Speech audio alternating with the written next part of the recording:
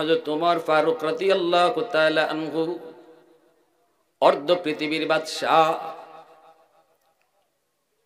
রাতের অন্ধকারে তিনি তো বের হতেন মাঝে মাঝে ছদ্মবেশে, কখনো কখনো তিনি দিনেও বের হতেন।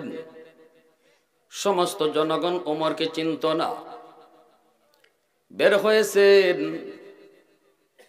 একটু পরীক্ষা করবেন যুবকদের কলিজায় আল্লাহর ভয় কেমন আছে। ওমর বের হলেন, মরুভূমি দিয়ে যান। দেখতে পেলেন একটা যুবক বকরি রাখালি করে, অনেকগুলা বকরি। ওমর যাইয়া নিজের পরিচয় না দিয়া বলেন, যুবক একটা বকরি তুমি আমার কাছে বিক্রি করে ফেলো। যুবক কয়, বকরির মালিক আমি না, বকরির মালিক হলেন অন্যজন, আমি মাত্র একজন রাখাল, তার কর্মচারী। অর্ধ পৃথিবীর বাদশা ওমর ডাক দিয়া বলেন, যুবক একটা বকরি যদি তুমি বিক্রি করে দাও, এতগুলা বকরির ভিতরে তোমার মালিক টের পাবে না। পরীক্ষা করতেছেন দেখি লোভ দেখাইয়া। যুবক বলে, মুসাফির, আমার মালিক বড় তিনি চালাক, বের করার সময় তিনি গুন্না গুন্না গুন্না গুন্না বের করেন, একটা দুইটা তিনটা চারটা এভাবে বের করেন। আবার যখন ঢুকাইতে চান তখনও তিনি গুন্না গুন্না ঢুকান। একটা বকরি যদি কম হয় তাহলে ধরা পড়ব। ওমর আরো পরীক্ষা করেন, এরে যুবক, যদি ওই বকরিটা কম পায় তখন তুমি বলবা কাদ আকালা হুদ্দি, তুমি বলবা বাঘে খেয়ে ফেলেছে, জঙ্গল থেকে একটা বাঘ এসে বকরিটা খেয়ে ফেলেছে। এই কথা বলা মাত্রই যুবক নীরব হয়ে গেল, নিস্তব্ধ হয়ে গেল, মাথাটা নিচের দিকে দিয়ে কি যেন ভাবতেছে। এরপরে ডাক দিয়া কই, মুসাফির, ঠিক তুমি বলেছ, যদি আমি বলি বাঘ খেয়ে ফেলেছে মালিক বিশ্বাস করবে, কারণ আমি জীবনে কোনোদিন মালিকের সাথে মিথ্যা বলি নাই। আমি যদি বলি বাঘ খেয়ে ফেলেছে, অবশ্যই আমার মালিক আমার কথাটা বিশ্বাস করে নিবে, বিন্দু পরিমাণ সন্দেহ করবে না। কিন্তু মুসাফির, তুমি কও, দুনিয়ার মালিকরে যদি আমি মিথ্যা বলে বুঝ দিলাম, আসমানের মালিকরে কোথায় রাখবো? আওয়াজ এত আসতে নি, সুবহানাল্লাহ। আর একটু জোরে কও না, সুবহানাল্লাহ। যুবক বলতেছে, ফাআইনাল্লাহ ফাআইনাল্লাহ ফাআইনাল্লাহ, আমি দুনিয়ার মালিকরে বুঝ দিলাম, কিন্তু আমার আল্লাহরে আমি কোথায় রাখবো? তিনি তো রাতের অন্ধকারেও দেখেন, তিনি তো দরজা বন্ধ করলো তিনি দেখেন, পানির নিচে গেলেও তো তিনি দেখেন, মাটির নিচে গেলেও তো তিনি দেখেন। কেউ যা দেখে না দেখেন তো আমার আল্লাহ। অতএব আমি যদি মালিকরে মিথ্যা বলে ধোঁকা দেই, তাহলে আমার মালিক হয়তো বিশ্বাস করবে। ফাআইনাল্লাহ বলেন, আমি আমার আল্লাহরে কোথায় রাখবো? এই কথাটা বলা মাত্রই হযরত ওমরের চোখ দিয়ে দর দর করে পানি ঝরতে লাগলো।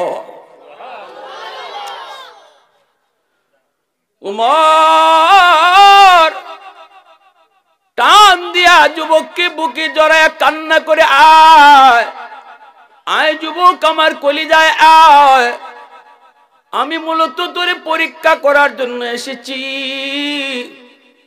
আমি একজন সাধারণ মুসাফির নই, আমি অর্ধ পৃথিবীর বাদশা, খলিফাতুল মুসলিমিন, আমিরুল মুমিনিন ওমর। বের হয়েছি আমার রাজত্বের ভিতরে জনগণের অন্তরে আল্লাহর ভয় কেমন ঢুকছে, আল্লাহর ভয় কেমন আছে পরীক্ষা করার জন্য। বিশেষ করে যুব সমাজের কলিজায় আল্লাহর ভয় কেমন আছে। কারণ যুবক যদি আল্লাহর ভয় নিয়ে চলে, সমাজ সুন্দর হয়ে যাবে, দেশ সুন্দর হয়ে যাবে। আর যুবকদের যদি চরিত্র নষ্ট হয়, সমাজ নষ্ট হয়ে যাবে। আওয়াজ দিয়া বলেন ঠিক কিনা? এজন্য যুবকদের চরিত্র সুন্দর রাখার জন্য দায়িত্ব হলো এলাকার মুরব্বীদের। মুরব্বীরা যুবকদেরকে গাইডলাইন দিতে হবে, কোন পথে তারা দৌড় দিবে, কোন দিকে তারা যাবে। যুবকদেরকে গাইডলাইন দিবে তার পিছন থেকে এলাকার মুরব্বীরা, এলাকার নেতারা, এলাকার লিডাররা। তারা বলবে, যুবক তুমি তো দৌড় দিবাই, তোমার যৌবনের চাহিদা হলো দৌড় দেওয়া, তোমার যৌবনের চাহিদা হলো দৌড় দেওয়া। পাগলা ঘোড়া তোমার দৌড় দিবেই, কিন্তু কোন দিকে তুমি দৌড় দিবা, চলো তোমার পথ দেখায়া দেই। মুরব্বীরা বলবে, না বাবা, গান বাজনার দিকে না, ওয়াজ মাহফিলের দিকে দৌড় দাও। যাবা তো যাবা, মসজিদের দিকে যাও। সম্পর্ক রাখবা তো রাখবা, উলামায়ে কেরামের সাথে রাখো। বন্ধু যদি বানাও, ইমামকে বন্ধু বানাও। বাবা এই পরামর্শ সন্তানকে দিবে, চাচা এই পরামর্শ ভাতিজাকে দিবে, নেতা এই পরামর্শ তার কর্মীকে দিবে। এইভাবে যদি আমরা যুব সমাজকে এরকম ভালো পথ দেখাইয়া গাইডলাইন দিতে পারি, তাহলে যুবকরা ভালো পথে আগাবে। আর যদি আমরা যুবকদেরকে এই গাইডলাইন না দেই, উৎসাহ যদি ভালো কাজে না দেই, তাহলে যুবকরা খারাপ পথে যাবে। দৌড় তো সে দিবেই দিবে, এটা যৌবনের চাহিদা দৌড় দেওয়া। যৌবনের চাহিদা হলো ঘরে বসে থাকা নয়, যৌবনের চাহিদা হলো কোনো কাম করা। যদি সে ওয়াজ মাহফিলে আপনাদের সমর্থন না পায়, আপনাদের সহযোগিতা না পায়, পরের বৎসরই মমতাজ আইন্না গান গাওয়াবে। কিয়ামতের ময়দানে আল্লাহ, হাসরের ময়দানে আল্লাহ যখন তারে আটকাবে, এ যুবক গান গাওয়ানোর অপরাধে তুমি আজ জাহান্নামী। ওই সমাজের যুবকরা তখন আল্লাহর কাছে আবদার করবে, আল্লাহ গান গাওয়ানোর অপরাধে আমি যদি জাহান্নামী হই, আমাকে জাহান্নামে দেওয়ার আগে আমার এলাকার মুরব্বীরারে ডাকো, এলাকার নেতাদেরকে ডাকো, এলাকার লিডারদেরকে ডাকো, ডাকো ডাকো ডাকো। দেখো তাদেরকে জিজ্ঞেস করো তারা ভালো কাজে উৎসাহ আমাদেরকে দিছে কিনা। না না, তাদেরকে ভালো কাজে উৎসাহ দিতে পাই নাই, যার কারণে বাধ্য হয়ে খারাপ পথে গেছি। আল্লাহ তারা যদি আমাকে ভালো পথ দেখায় রাখতো, তাহলে আমি খারাপ পথে যাইতাম না। রব্বানা আতিহিম দিফাইনি মিনাল আযাব ওয়ালআনহুম লানান কাবীরা। আমাকে যদি আজকে জাহান্নামে তুমি শাস্তি দাও, আমার এলাকার লিডারদেরকে ডাবল শাস্তি দিতে হবে। জোরে কোন নাউজুবিল্লাহ, আর একটু জোরে কোন নাউজুবিল্লাহ। ভাইরে, হযরত ওমর ওই যুবককে কলিজার মধ্যে আঁকড়ায় ধরে তিনি কান্দেন আর কই, মালিক এখন কিছু সাহস হয়, এখন কিছু আমার মনে বল হয়, দেশ চালানো যাবে, দেশ পরিচালনা করা যাবে। কারণ আমার দেশের একজন যুবক রাখালের অন্তরেও আল্লাহর ভয় আছে। আর আমাদের দেশের যুবক ম্যানেজার হইলেও লক্ষ টাকা চুরি করে, আসেনি না নাই? কারণটা কি জানেননি? কারণ হলো রাষ্ট্রীয়ভাবে চরিত্র সংশোধন করার, আল্লাহ ভীতি অন্তরে জাগ্রত করানোর কোনো কি নেই, পদক্ষেপ নেই। অর্থমন্ত্রী আছে, ধর্মমন্ত্রী আছে, স্বাস্থ্যমন্ত্রী আছে, মোটা ওইটাই কেমনে ইতা হিকাইবার লাগি মন্ত্রী আছে, কিন্তু চরিত্র কেমন করে ভালো করতে হয়, আল্লাহর ভয় কেমন করে ঢুকাইতে হয়, এই ডিপার্টমেন্টে কোনো মন্ত্রিত্ব নাই, কোনো খেদমত নাই। যতটুকু খেদমত করতেছে উলামায়ে কেরাম, ঠিক কি না? তো সরকারের দায়িত্ব পালন করতেছে, এটা তো সরকারের করার কথা। হযরত ওমর তো বাইরেছেন, প্রধানমন্ত্রী হইয়া, বাদশাহ হইয়া, প্রেসিডেন্ট হইয়া খোঁজ নিছেন জিখে আল্লাহর ভয় কি পরিমাণ আছে। কিন্তু না, উলামায়ে কেরাম যে এতটুকু উপকার করতেছে দেশের সরকারের, এই কৃতজ্ঞতা কোন সরকারের কাছেই নাই, বরং উলামায়ে কেরাম এখানে বাস দেওয়ান যায়।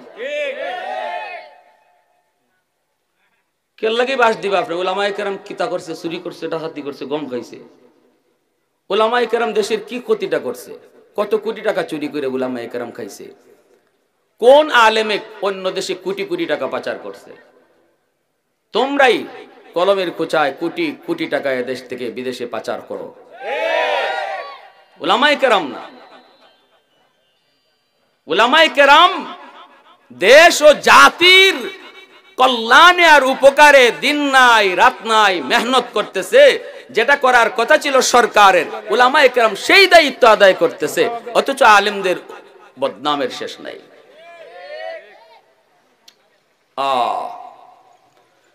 এজন্য আমার ভাইরা বন্ধুরা, যুবক, হযরত ওমর শুকরিয়া আদায় করেন, ওই যুবককে নিজের কলিজার ভিতরে তিনি টান দিয়া যুবককে লইয়া তিনি চোখের পানি ধরা কান্দেন আর বলেন, যুবক, আমি হলাম খলিফাতুল মুসলিমিন আমিরুল মুমিনিন ওমর। হযরত ওমর ফারুক রাদিয়াল্লাহু তাআলা আনহুর সামনে কেউ যদি কখনো অন্যায় করত, সাথে সাথে তার কলিজায় ভয় শুরু হয়ে যাইত, কারণ ওমর নরম নাকি গরম? একটু আওয়াজ দিয়া, নরম না গরম? হযরত ওমর তিনি একবার এক রাস্তা দিয়ে আসতেছেন, ওই দিক থেকে একজন মদখুর, মদের ব্যবসায়ী, কলস ভরা মদ নিয়ে যায়। মদের ব্যবসায়ী কয়, আল্লাহ ও আল্লাহ, বাজারে যাইতেছি কলস ভরা মদ, কিন্তু ডর লাগে। কের ডর? তোমার উমরের সামনে নি আমি ফইরা যাই, এই ডর লাগে। আল্লাহ, তুমি যার সামনে ফালাও না কেন, বাঘের সামনে ফালাই দিও, তবু উমরের সামনে ফালাইও না, কারণ উমরের হাতের তলোয়ার সব সময় খোলা থাকে, খাফের ভিতরে ঢুকাইব, প্যাকেটে ঢুকাইব, আবার বাইর করব। উমরের এত টাইমই নেই, যেখানে যে জায়গা তলোয়ার লাগানি লাগে এখানেও যাতে নগদে হয়ে যায়, এই জন্য তলোয়ার থাকে সবসময় খোলা।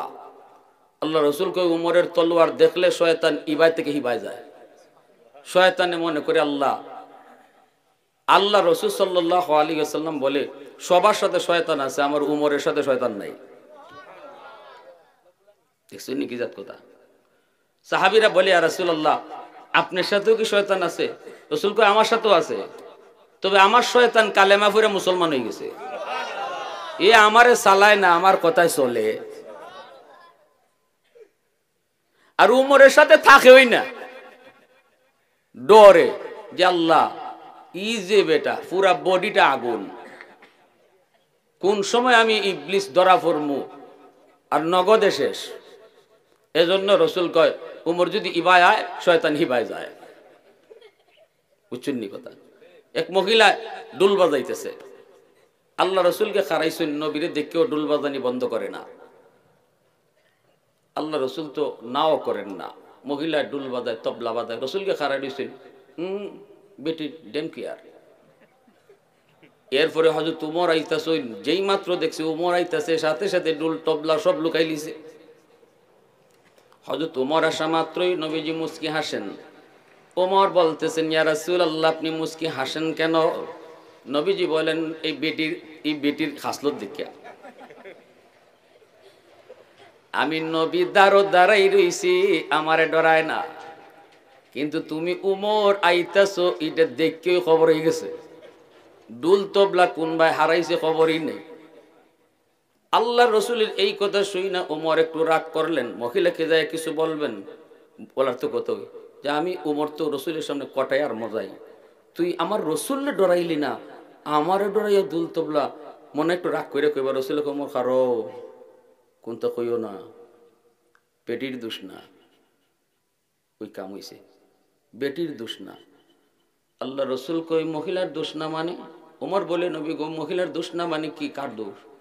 এতক্ষণ পর্যন্ত বেটির লগে ইবলিস আসিল, তুমি উমর রে দেখে ইবলিস বাকছে। সুবহানাল্লাহ, জোরে কথা। फारूक तेरा नाम से इस्लाम रहेगा, फारूक तेरा नाम से इस्लाम रहेगा, दुनिया की अदालत में तेरा नाम रहेगा, दुनिया की अदालत में तेरा नाम रहेगा, सिद्दीक तेरा नाम से इस्लाम रहेगा, दुनिया की सदाकत में तेरा नाम रहेगा, दुनिया की सदाकत में तेरा नाम रहेगा। मुसलमाনের আওয়াজ এখন আল্লাহু আকবার। এজন্য হযরত উমর তিনি এই রাস্তা দিয়ে এই রাস্তা দিয়ে ওই দিক দিয়ে একটা লোক মদ কলস ভরা মদ নিয়ে বাজারে যায়, মনে মনে আল্লাহ রে কয়, আল্লাহ উমরের সামনে ফালাইও না রে বা, ও আল্লাহ তোমার কাছে কই উমরের সামনে ফালাইও না, কিন্তু যেখানে বাগের বয় এখানেই রাইতয়। কথা ঠিক নেই? যারে যত ডরাই ভাই হেই দেখবে তোমার সামনে হাজির। বেটা আটকা দিয়ে ওই দিক থেকে উমর আইতেছে, কলিজার মাজার ফানি নেই। এখন তো এই লোকে ভয়, কলিজার ভিতরে ভয়। ও আল্লাহ এতক্ষণ তোমারে কইলাম কিতার, তুমি কল্লাই কিতা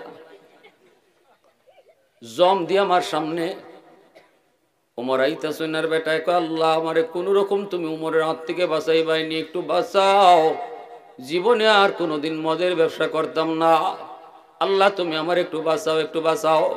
এই বইলা কলসটা লইয়া রাস্তার কিনারা দিয়া কোন রকম উমরে যাতে না দেখে যাওয়ার চেষ্টা করে। অনেক সময় দেখবেন রাস্তা ক্রস করা হয়, একজনে আরেকজনে খেয়াল করে না। তে হযরত ওমর তিনিও এই দিক দিয়ে আসতেছেন, আর লোকটাও যায়, ভাবতেছে হয়তো ওমর আমারে না দেখে, কোন রকম উমরে পাস করি, কিন্তু তাও হলো না। সামনাসামনি হইতে ওমরে কয়, ও মিয়া দাঁড়াও। যদ্দুর ভানি আসিল কলজাত অদ্দুর আসেনি আর মাতিলাকা। এখন ওমর কাছে আইসে, এখন খলস কিতা ওহন কিতা কইতো, খলসের মাঝে কিতা যদি কয় মত, তাহলে ওমরের হাতের তলোয়ার তো খোলা, নগদে কল্লা। কি কইব লোকটা ভয়ে অস্থির, এমন ভয় পাইছে, কয় এমন ভয়, মিশা কথা কয় কলসের ভিতরে দুধ, আসলে দুধ না মদ। মনে মনে ভাবতেছিল হয়তো দুধ বলার পর ওমর বলবে ঠিক আছে যাও, কিন্তু না, ইডা হইছে না। ওমর কয় কলসের ডাকনা হরাও, দেখুন লাগবো মদ না অন্য কিছু। এখন তো বেটায় মনে করছে হ্যাঁ কবরে গেছি গই, কলসের ডাকনা সরাইব, হাতে কাঁপে, বডি কাঁপে, টুট কাঁপে, মাথায় কাঁপে, ফাও কাঁপতেছে, হাতটা দিব কেমনে দিব। আর আল্লাহ রে ডাইকা কয়, আল্লাহ ও মালিক, জীবনের জন্য তওবা করলাম গো আল্লাহ, আর জীবনে আমি গুনাহ করবো না, মদ খাইমু না, মদের ব্যবসা করবো না, আল্লাহ আমি তওবা করলাম। বলুন তো তওবা করার সময় গুনার কথা কাউরে শুনাইতে হয়? গুনার কথা কাউরে শুনাইতে হয় না। তওবা করার সময় ইমাম সাহেবের হাত ধইরা গুনার কথা বইলা তওবা করতে হয় না। চেয়ারম্যানের কাছে যাইয়াও তওবা করা লাগে না, এমপির কাছে যাইয়াও তওবা করতে হয় না, পীর সাহেবের কাছে গিয়াও তওবা করতে হয় না। তওবা নিজে নিজেই করা যায়। দিলের ভিতরে আল্লাহকে কইলে আল্লাহ দিলের কথা শুনে কি শুনে না? আল্লাহু আলিমুম বিদাতিস সুদূর,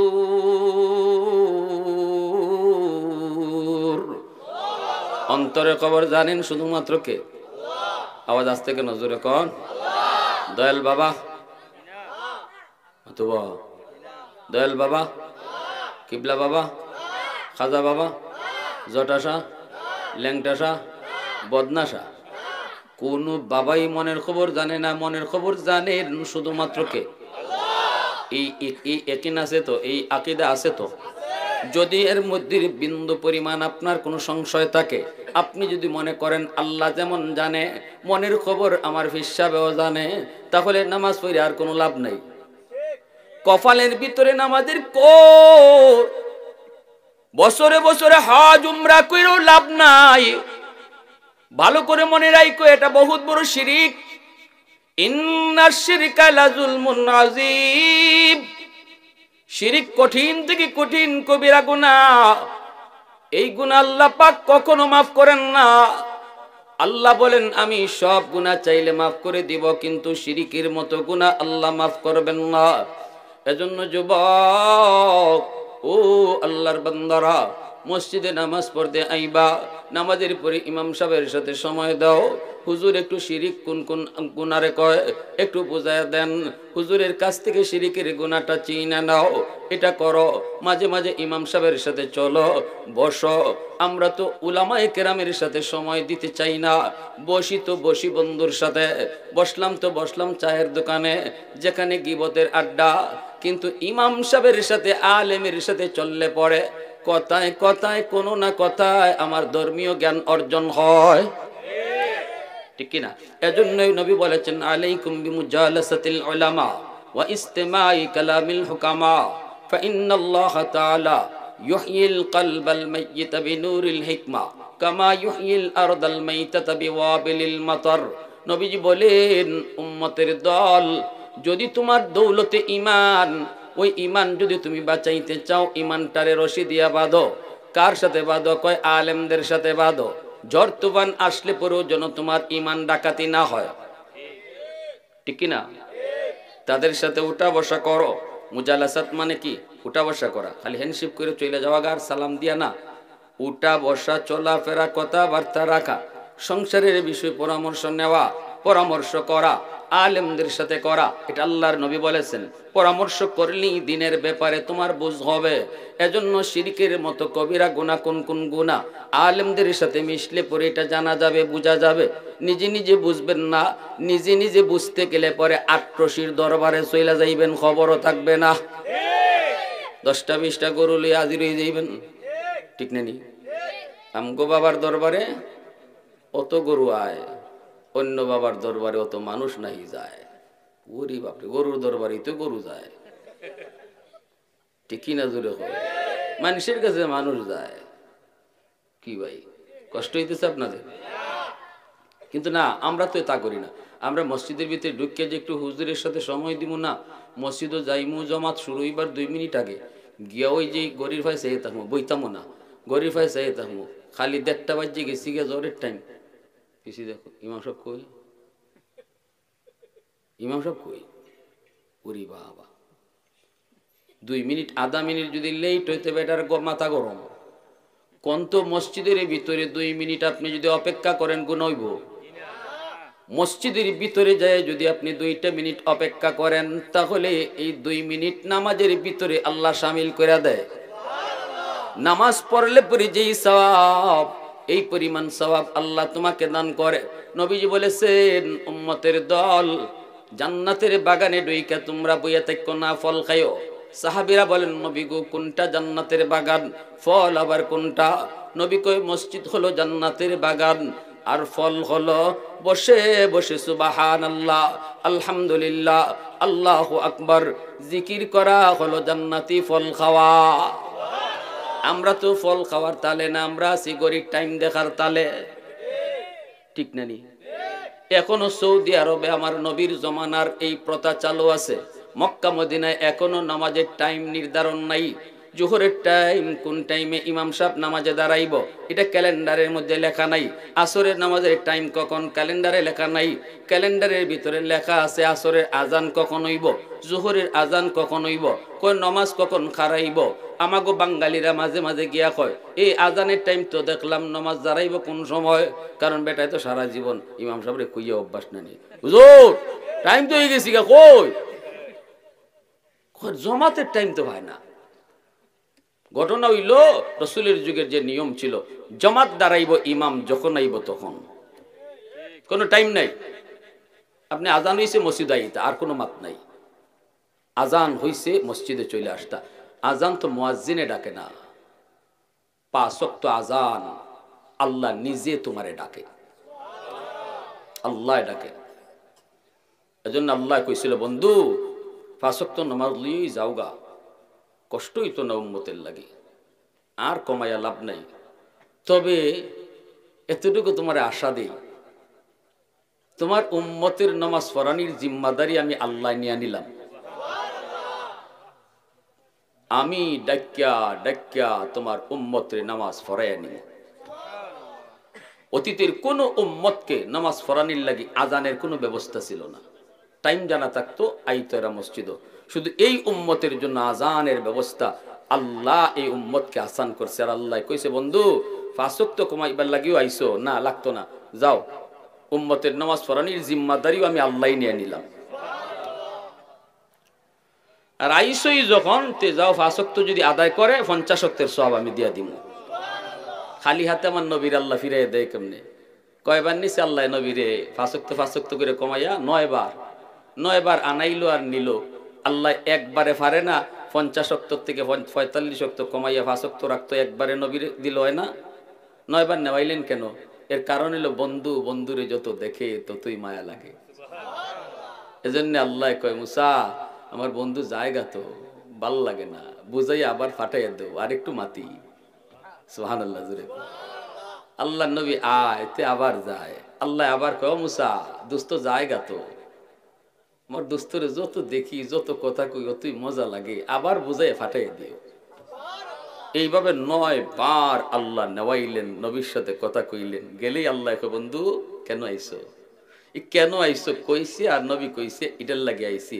আল্লাহর ভালো লাগছে, আল্লাহর মজা লাগছে, আল্লাহর প্রিয় লাগছে, এজন্য আল্লাহর এত আকর্ষণ। কয় যাও বন্ধু যাও 5 ওয়াক্ত লইয়া যাও, অসুবিধা নাই, আমি আল্লাহ তারে ডেকে ডেকে নামাজ পড়াইয়া নিব। তাহলে যুবক বলো মসজিদ থেকে মুয়াজ্জিন ডাকে না আল্লাহ ডাকে? আল্লাহ তোমারে ডাকতেছে, আল্লাহু আকবার আল্লাহু আকবার। আল্লাহ মহান, আল্লাহ মহান, আল্লাহ বড়, আল্লাহ বড়। আল্লাহ তোমারে কইতেছে বান্দা তুই যে দোকানদারি করো এটা বড় না, আমি আল্লাহ বড়, আমি আল্লাহ বড়। এখন দোকানদারি বাদ দে, মসজিদে আয়। এ বান্দা তুই বন্ধুর সাথে গল্প করো, বন্ধু তোর বড় নয়, আমি আল্লাহ বড়। বন্ধুকে লইয়া তুই মসজিদে চইলা আসো। এ বান্দা শুন শুন, চেয়ারে বসে বসে তুমি চাকরি করো, চেয়ার তোমার বড় নয় রে, বড় হলাম আমি আল্লাহ। চেয়ার থেকে ওইটা মসজিদে চলে আসো। এইভাবে আল্লাহ আমাকে আপনাকে ডাকে, আমাকে আপনাকে আল্লাহ পাক ডাইকা ডাইকা নামাজ পড়ায় নেয়।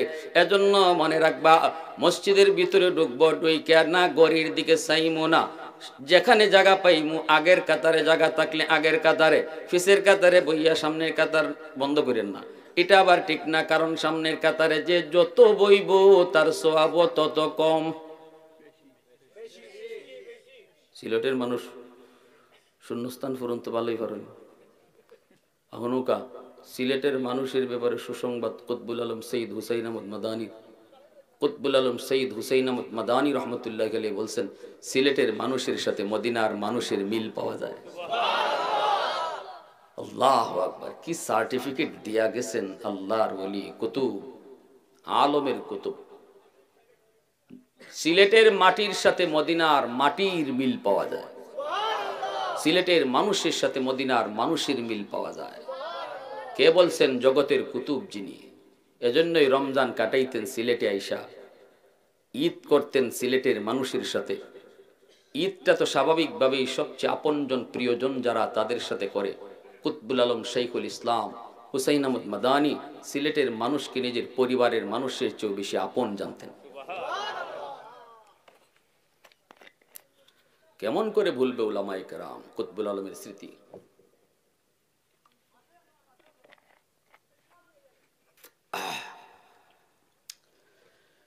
এজন্য শিরিক বহুত বড় কবিরা গুনাহ। মনের খবর জানেন কে?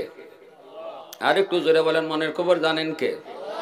এই যে এই লোকটাই কইতেছে আল্লাহ ও মালিক তওবা করলাম, আর জীবনে মদের ব্যবসা করবো না। আজকের মতো তুমি আমাকে উমরের হাত থেকে আল্লাহ তুমি আমাকে বাঁচাও। এই মনের কথাটা কেউ শুনলো না, কেউ জানলো না। শুনলেন কে? শুনলেন কে? আল্লাহ তো শুনছেন। আল্লাহ পাক শুইনা তার এই মনের মনে মনে তওবাও আল্লাহ কবুল করে নিছেন। এর যুবক, এই মজলিসে তুমি বইসা যদি কও আল্লাহ ভুল করেছি, জীবনে বহুবার তুমি মসজিদ থেকে আমারে ডাকছো, আমি এতদিন বুঝি নাই, ভাবছি মুয়াজ্জিনে ডাকে, আজকে হুজুরের মুখ থেকে শুনলাম আল্লাহ তুমি ডাকো, নিয়ত করলাম আর জীবনে নামাজ ছাড়বো না, আজান হলে পরে আর ঘুমায় থাকবো না, আজান হলে আর নিজের কাজে মগ্ন থাকবো না, আল্লাহ পিছনের গুনাহ তুমি মাফ করো। এই কথাটা যুবক তুমি আমাকে শুনে বলতে হবে না, এই কথাটা তুমি ইমামকেও জানাইতে হবে না রে। ওই কোনায় বসে বসে তুমি যদি এই কথাটা আল্লাহকে জানায় দাও, আল্লাহ তোমার উপর খুশি হইয়া এই মুহূর্তে তোমার নাম সব গুনাহ মাফ কইরা ওলির খাতায় উঠায় দিবে। वहदत की हिफाजत नहीं बेकुव्वत बाजू,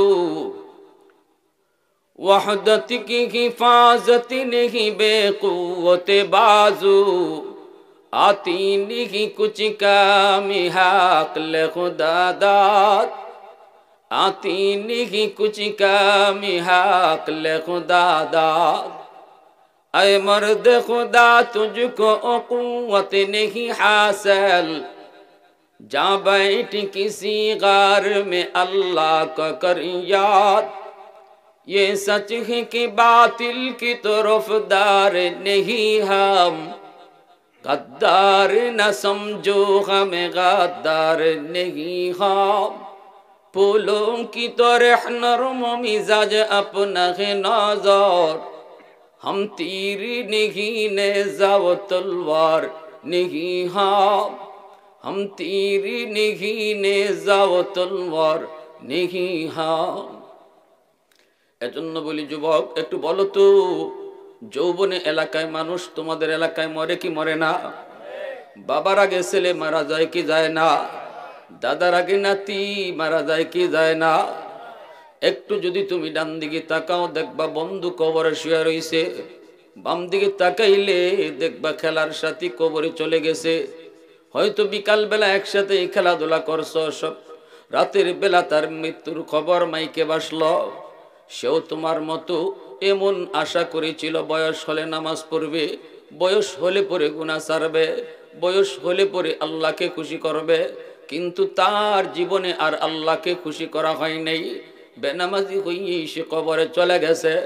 এই কথাটা দিলের ভিতরে যদি অন্তরে একবার তোমার কলিজায় দাগ কাটে রে যুবক, হয়তো তোমার জন্য এই রাতটাই জীবনের শেষ রাত হতে পারে, এই ঘুমটাই জীবনের শেষ ঘুম হতে পারে।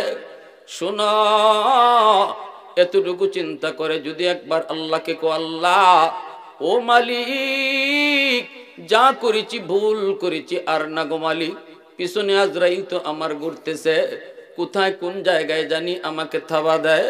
আল্লাহ বেনামাজি হইয়া কবরে যেতে চাই না, কবরের আযাব আমি সইতে পারবো না। আল্লাহ তওবা করলাম, আমারে মাফ করো। এই কথাটা তুমি কাউরে শোনানো লাগবে না, তোমার পাশে যে মানুষটা বসা তারও শোনাইতে হবে না। দিলে দিলে এই কথাটা বলতে পারবো কি পারবো না? কারা কারা পারবো একটু হাতটা উঠে আল্লাহকে দেখাও।